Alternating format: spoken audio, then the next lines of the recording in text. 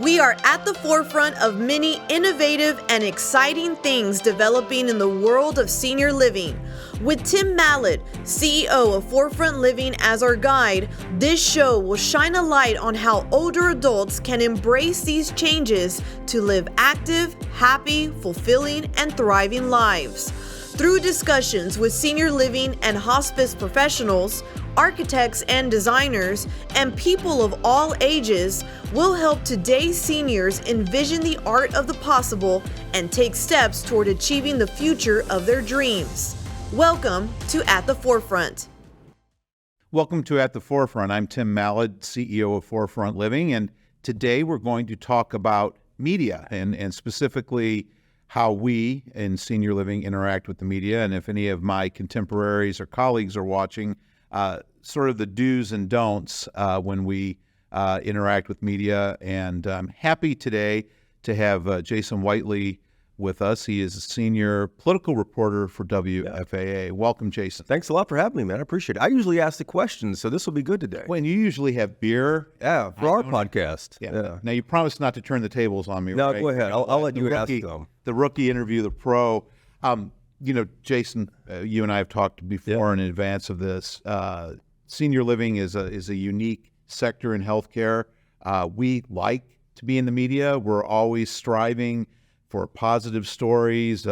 Many of us have PR companies that represent us and put stories out. Right. And those are the things we love. And then there are times when issues happen, thinking of the pandemic and bigger things, where maybe we're looked at as experts or someone senses there's a story in senior living. And most of us don't have media training. Most of us don't have a background in journalism or public relations. And I thought it would be good to talk to you today. I know you have in the past coached other industry professionals related to media. Yeah, I think it's with social media these days, I think everyone's a media professional these days. You don't have to be, have media training to go through it. Media training is certainly helpful when you have the severe crisis communications that you need to handle. But these days, you can reach an audience and be yourself doing it. We met really several years back related to a story, related to what we're talking about today, but it was a positive story. And since then, I know WFAA and other local networks have carried a number of different stories about senior living. What is the appetite for the positive stories? What is the appetite for the lifestyle stories in the media? And if there is an appetite, how do we get those placed? Yeah, I think there's a huge appetite because, you have more and more outlets that need content. Just at Channel 8 alone, we have Good Morning Texas. We have 4 or 5 newscasts throughout the day that we have to fill content with. Now, the lifestyle stories are the lighthearted human interest feature stories, and we've done several of those with your organization because you guys have so many stories. I'm sure there are quite a few more than we even know about. There's a lot of appetite for those. There's also appetite for harder news, and I know we'll talk about this a little later, but I would encourage an organization, don't just look at it saying, we have some feature stories, we want to stay out of the hard news. Any organization can play an expert role as well and say, listen, we have these great stories about our residents here at the senior living facility, but we also know a lot about senior living, and we can share this with people who might be our potential clients or might be thinking about it themselves in the coming years. So there's a number of different things that I think any organization can fill. So how do we get your attention for those lifestyle type stories? Yeah, make relationships is the biggest thing. I get, and I don't know why I'm getting them now. I get a lot of press releases about senior living now. I don't know why. Maybe they saw some stories I've done with Forefront Living, and they're pitching them to me now. Press releases don't really go over very well. I would try to introduce yourself to a journalist, meet them somehow. That's the best way to do it. If there's someone that that you read in the paper, read online, or watch on television that you like, I would approach that person and say, hey, I've seen your work. I liked what you did on X, Y, or Z, and I have something you might be interested in, and pitch it to them like that. The reason I say press releases don't work all the time is because we get gobs of them, and we get them from the government and 25 agencies in the government. We get them from private organizations and sports teams and political people. We just get inundated with press releases. So if you find somebody, I mean, it's how you and I met. I was going to say you did my line there. I was smiling because About how we it's met. interesting. Don't use a press release, but that's how we met. Right. And that was Well, we didn't meet through a press release. We met through someone knew me and texted me and said, hey, there might be a good story about you. It wasn't a press release. well. We had actually for that situation we had engaged a marketing agency, and they sent out a press release. So it's Really? interesting. I didn't see the press release then. So then you're right on both counts. Yeah. The press release, just somebody had a relationship with you and let them know there was a story that was of interest. That's interesting because many of us, we put together budgets and we work on these very formal press releases. I'm kind of scratching my head, do you, see something, you see Pete Delkus and you say, oh yeah, I'm going to send him an email. Will that actually get to him? And I would put in the subject line something about a story for you, Pete, or hey, think about doing this, Jason, or this is a feature idea, but don't ever put press release in there or news release or media release. And I have friends in Houston, and this friend I used to work with at a television station in Houston, she left to go work for one of the major hospitals in the Texas Medical Center down there, and she would tell me that she would get a week to write a press release. And I'm like, are you kidding me? Because we don't see that. And you and I know each other, so why don't you just tell me what the story is, and I can get it on in that week, as opposed to you going through all the legalities and having the supervisor see it and the CEO and legal and everyone else. Let me know what the story is, and we could probably get it on. So what sort of things would interest you in particular? I mean, you've done a lot of things with us, but you've done things with other people as well. Well, I mean, I can think of just in the open we saw here a few moments ago, you had Walter Levy. He's not a resident of yours, but still he's a story that you guys have talked about. Walter Levy is a 101-year-old Holocaust survivor. There are a number of anniversaries that we could, do a story with him. You recently went, he's at the Forum. And you recently went, and that's an interesting story in itself. Tell us what you did. We did a story with him over there. He and four other guys, German guys, they're all in their 80s to 100, and they play this German game called Scott, and it's pronounced S-C-O-T. It's spelled S-K-A-T, like scat, and it's this old German game, card game. And it's 32 cards, and these guys are characters when they're playing it because they're trash-talking each other, they're betting with pennies, and I think the one who won the most got 24 cents at the end of the day and walked out. But it's a fun little feature story. They're keeping this game alive. That's doesn't really have a footprint in the U.S. Well, I have to correct one of your comments. If Walter were here, he would say that he's 101 and a half. Right. His half birthdays start to count after 100. Indeed, they do. Yeah, Walter, if you're watching, I'm in your court. I would add to that though, like there's a resident we saw in the intro there, and I think he was on the last episode, Lucky Luckadoo, and he's a resident at one of your facilities. He's communities. Excuse me. You guys paid a lot for that word, didn't you? A consultant said, "Don't call it facilities, call it communities." No, the competition is the facility. Okay. Or the community.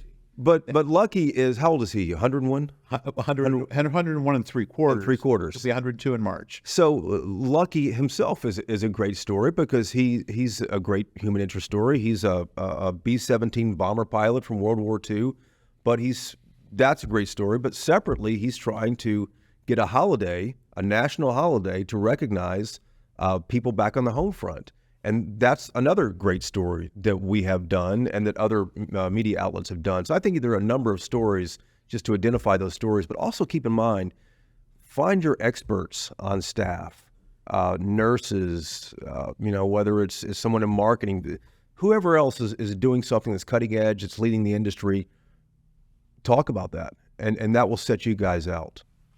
So speaking of experts and looking back to early 2020, I've always had this vision in my head of what happened in Washington State. And I vividly remember... The pandemic we're talking about, right? Pandemic. I remember coming home and there was a son on the television, distraught, wondering how his mother was. There was some sort of virus that was going around. in this nursing home, and there was a very angry family member, and there was a reporter. And the reporter was talking to the administrator of the facility, in this case, the nursing facility, and he was reading a prepared statement. And I remember watching that and thinking on many fronts, I don't want that ever to be me. I don't want to be put in a situation where I'm encountering the media with upset family members. And the thought of reading a prepared statement felt wrong to me. And there was no comment, etc. Can you talk to us about situations like that and maybe the do's and don'ts? Yeah, crisis communications is really the hardest. But there's nothing wrong with saying, I don't know. And that's what so many organizations don't realize. And when you get attorneys involved, they'll say, well, legalities, you can't say this, you can't do that. And I understand that. And there's certainly a role for that. But I don't think that you're violating anything if you say, we don't know yet. We're trying to find this out. This is not the situation we want it to be in, they want it to be in, but we're trying to get to the bottom of this. No comments generally just lead to an investigative reporter looking into something. And I would also say that no comments also lead to people internally, if it's an organization, lead internally to people blowing the whistle on organizations. So no comments they're usually kind of rare these days, just because organizations have their own social media channels and other ways, like this podcast, to get their own message out. So we don't hear a lot of no comments anymore, but in crisis communication, I think it's certainly okay to say, and the public understands, we don't know yet.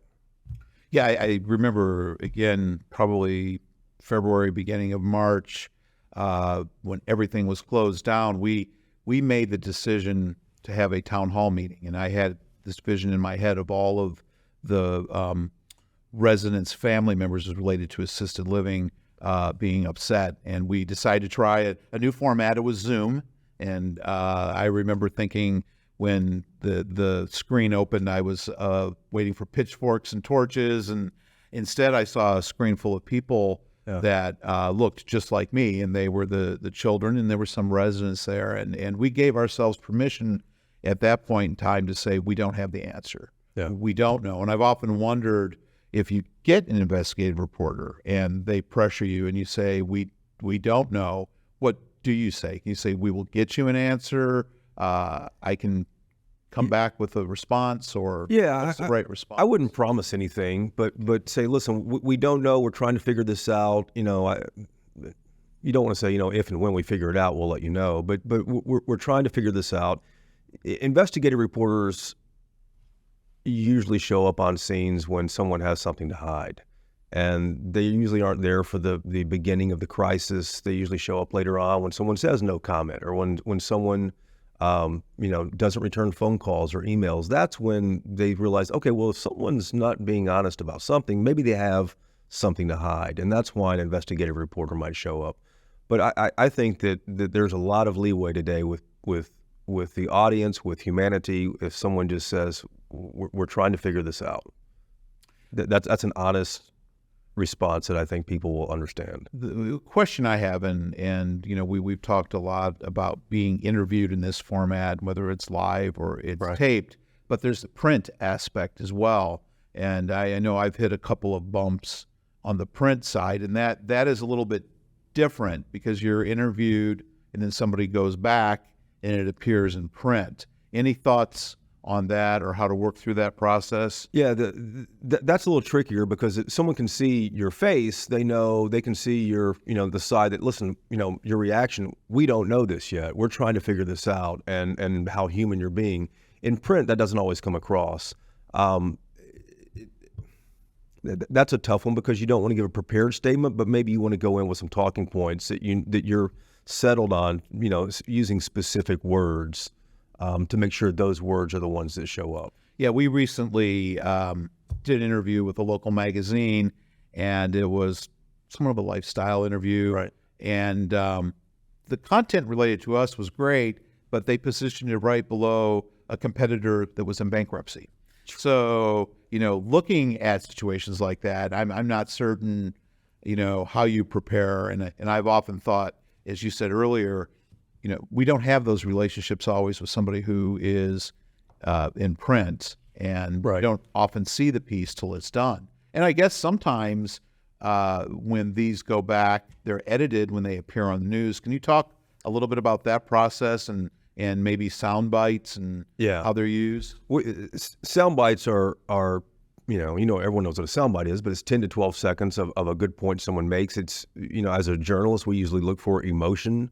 If someone's being emotional in a sound bite, it doesn't have to be, crying. It could be happy. It could be sad. It could be something like, we just don't know this. Jason, I've told you, we're trying to figure this out. Something like that. Here's what I would say if someone's in an interview and they really want to get something across, and that is at the end of the interview, all journalists will say, well, listen, what else would you like to add or point out that I haven't asked you about? That's when I would say, listen, here's the one thing that I really want to make sure you walk away with, and that is X, Y, and Z. Make sure you hit that multiple times. And at the end of the day, and the end of the interview, make sure that they get that reinforced into their head, that journalist, so they know that's the message that you want to send. And say that. This is the message we've got to get across, and I hope that you can help me do that. Now, they might not pick that for a soundbite, but they might use that in their own text where they'll say it out loud. So tell them what you're going to tell them, then tell them, and then tell them what you've just told them. Yeah, and reinforce it. But if you can get some emotion in there, you don't have to get emotion in there. The right kind of emotion. Yeah, right. Matching the story. And I don't want to say everyone has to get emotion into a story to get a soundbite on the news, but that generally rises to the surface. Maybe a list of do's and a list of don'ts or tips, and I probably personally have done all the don'ts, so maybe a list of the do's if you're confronted with somebody and you're in an interview. In an interview, the do's and don'ts, that's tough. I don't know, Tim. You stumped me. I asked the questions here, so. Well, I would be prepared, you see. Yeah, I mean, people come to interviews with notes, and it's funny because I have my notes on my phone under my leg here. But I always tell people you don't need notes because we're talking about something that you know all about. So I try to be more relaxed with them.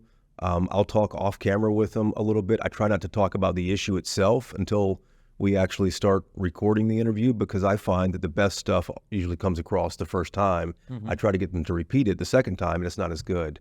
Well, you made a comment. Be yourself. It was interesting because you made a comment that I had notes, and this is probably more of a security blanket or not. And it's usually if we get stuck, I might ask a question. I have notes if I'm asking questions, but if I'm responding, I don't want people to have notes. I was watching, the old school journalists. If you watch the interviews on television, they have a list of questions, but it's more of a security piece. I guess you're saying be more relaxed, and you said that I think at the beginning that this is relaxed, and the joke came I think about the beers and things. Yeah, and I tell people for most all of our interviews, listen, this is recorded. You can stop and start over if you want to. It's not live, providing it's not live.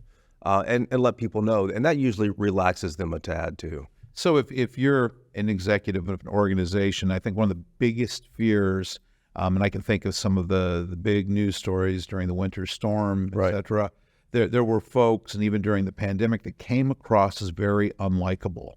And what are some things you can do to maybe, you said, show emotion, but bring some humanity rather than, the stuffed shirt, I guess, approach? Unlikable how? I didn't hear this. Cold, prepared, too prepared, stiff, maybe, coat and tie, officious, those sorts of words. Maybe I'm giving my own answer to my own question. I don't mind wearing a jacket or having someone who wears a jacket, but try to interview them in some place that's comfortable to them. And sometimes people will want to stand up. That's the latest thing consultants are saying. Stand up for your interviews. That way your back is straight. If you're sitting down, you're like me, and I'm kind of leaning over. But if you are sitting, consultants often say lean into it a little bit. Okay. Lean into it a little bit.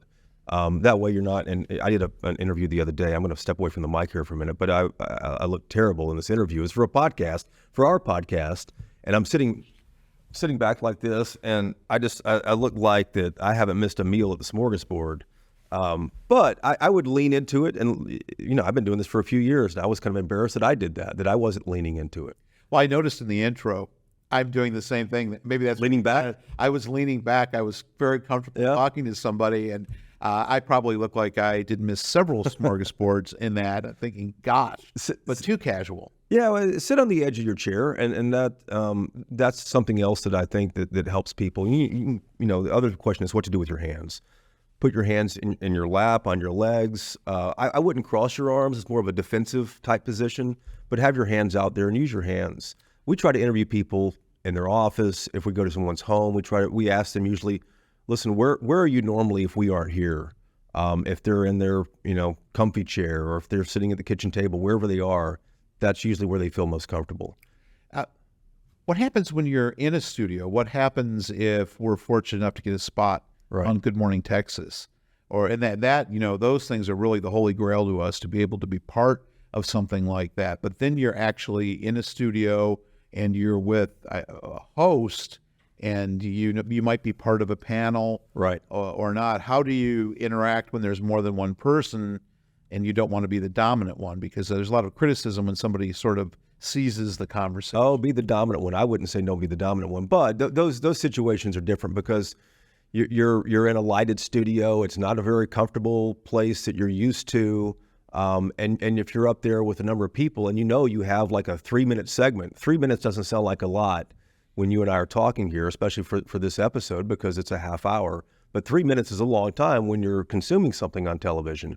I would say, number one, make sure, and I tell people this out of the gate when I do the interviews with whomever, if there's something you really want to get across, make sure you say it early and make sure you get it in there, because I may or may not ask it.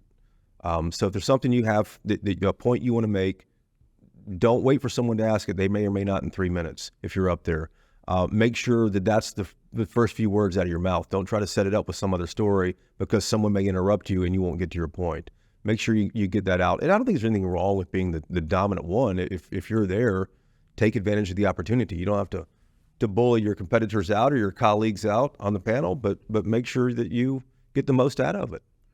Well, that's good points, and you made me think about just when there is an issue, and you were talking about being an industry expert. There were a couple of times during the pandemic, especially, that we decided to come forward with an issue, which was brave. That was brave on your part. Well, it's brave, but part of me, it's risky, is it not? Or what are your thoughts on stepping into a thick situation? I don't think it's risky publicly. No, an organization, here's what I'd say. An organization would have to decide whether it's risky or not, because you have to keep getting clients down the road. I don't think it's risky, because if someone's being honest about something, then if I'm just sitting out there watching television, or if I'm consuming something on my phone and reading about what this organization did during a trying time, I'm more open to saying, okay, well, listen, they're the ones who are maybe going to experiment on something, but they're also human about it. And I think it could be a positive if an organization would make it a positive. And that could be with something. Listen, I don't know. Listen, this is not where we want to be. This is what we need to figure out. And we're going to make sure we get to the bottom of this, because we don't want this to happen again. It shouldn't happen here, and we're better than this. Yeah, I think I told you that during the pandemic, I had my ill-fated discussion with the Wall Street Journal about some of our testing equipment that the government had provided, and it wasn't working right. And the article appeared, I think it was on a Sunday, and on Monday there were men in lab coats coming on a private jet, and they confiscated our equipment.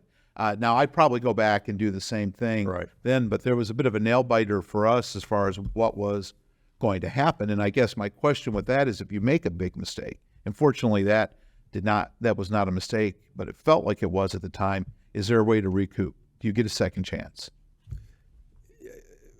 I'm not as familiar with that situation, but if you say something's not working, then I can understand why they'd come pick it up if it's not working. But yeah, I think if a mistake is made, then certainly the public and an audience is forgiving enough to say, I understand, especially if you didn't come out there and say no comment, or if you said the sky's blue and it's really red. I think people get that. I don't think there's anything wrong with admitting a mistake. Anytime you see an organization say, listen, a news organization say we could have done better on this story, we didn't report it correctly, that's admitting mistake. And I think it takes a lot to admit mistakes, and people recognize that. People are forgiving of that. Do you have any examples of that or anything that comes to mind? For mistakes? Or anybody who's been able to overcome a mistake, something they said that... On the spot, I can't think of one. But let me think about that, Tim. I'll get back to you. You'll get back to me. I'll get back to you on that. Well, I know how to contact you. Yeah. We are... Well, let me ask you this. Yes. We have just a few minutes left here. How did the Wall Street Journal reporter get your contact information? Through Leading Age of Texas. Which is the industry... It's an advocacy group. Okay. Represents nonprofit senior living. And they were looking at how the testing equipment was working. And we met as a group. And I remember saying, and maybe you can comment on this approach, well, somebody's got to talk to them.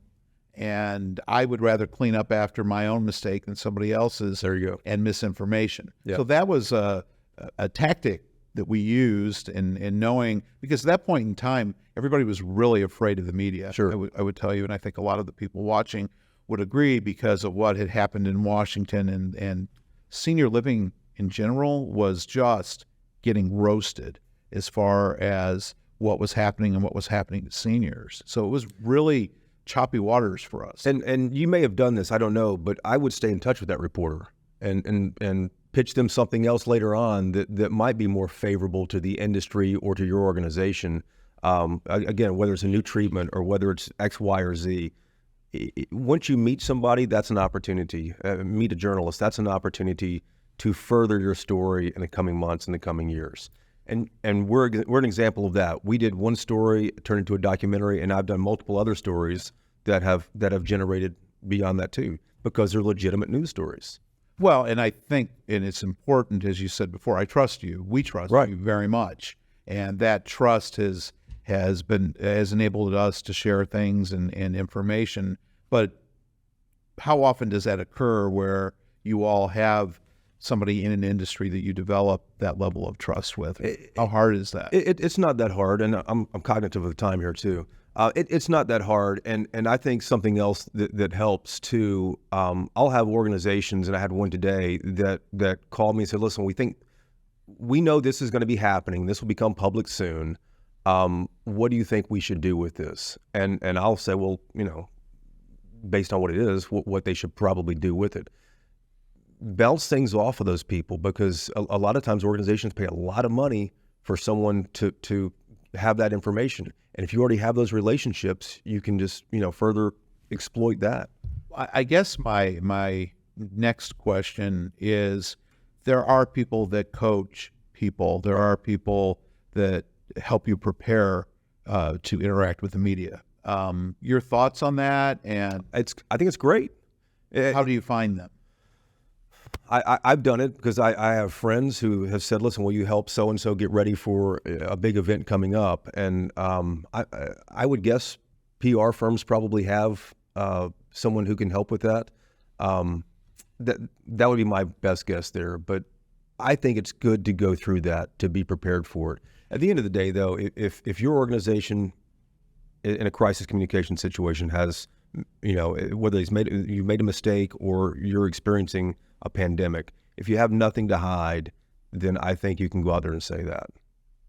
I think those are good words to end on, Jason. And I would thank you for coming and spending a very quick 30 minutes with us. And I'd also like to thank WFAA. It is great to have a news organization who's committed to the community to the level WFAA is. So thank you for joining us, and thank you for joining us at the forefront.